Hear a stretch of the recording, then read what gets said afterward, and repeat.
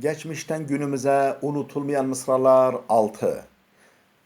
Arapçadan Türkçe ve Kürtçe tercüme Abdülaziz Hatip.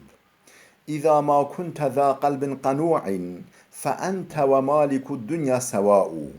Sen kanaatkar bir gönle sahipsen, bütün dünyaya sahip olanla eşitsin. Heger te kalbek qinyatkar hebe, farqa te u ye xwediye mal dünyaya hemî nake. ليس يذري بصاحب العقل فقر la ve la yenfa'ul cehule therâ'u.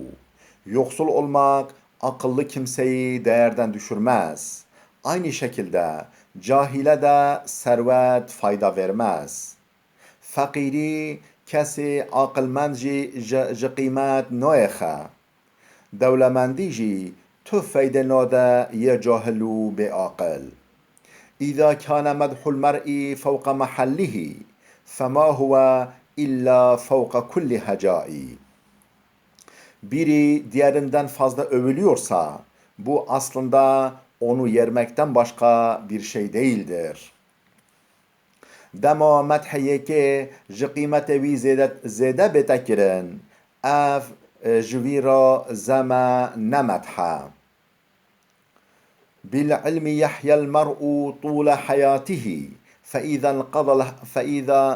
انقضى أحياه حسن ثنائه. Kişi ilmi sayesinde hayatı boyunca insan gibi yaşar. Öldüğü zaman da güzel namı kendisini yaşatmaya devam eder. Muruf saya ilmi xwe di cemî umre xwe da weke insana dijî. Piştî mirina xwe jî bi nav û şerefa xwe bi awayek din jiyana xwe berdewam dike. شكوت وما الشكو لمثل عادة ولكن تفيض العين عند امتلائها. Sızlandım. Sızlanma benim gibilerin adeti değildir. Fakat göz dolunca göz yaşını tutmak mümkün olmaz. Min şikayet hal xwekir. Hal eve şikayet ne babete yeki vek mine. Lebele dema çav tجی buya هستر خول ناگرن. إذا ما الخل لا يكفيك خطبا فوحشته وألفته سواء. Dostun önemli bir işinde sana yardımcı olmuyorsa onun varlığıyla yokluğu aynıdır. Heger dostete le deverek giring da arikariyata neke hebunu nebunavi vekheve.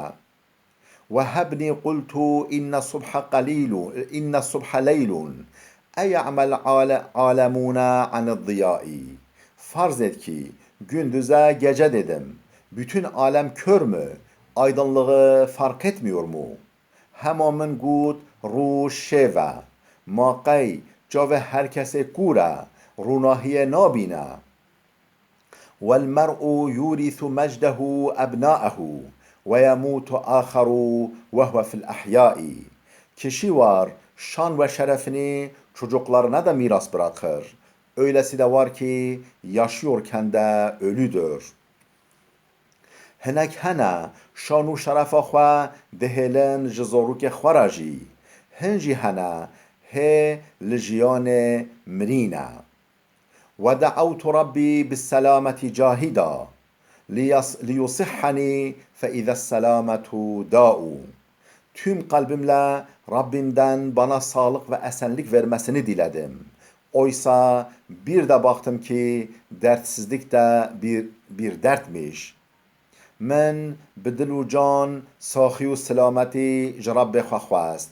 Hal ew ku min nêrî bêderdî jî derdeke. إذا ضيعت أول كل أمر أبت إعجازه إلا التواء.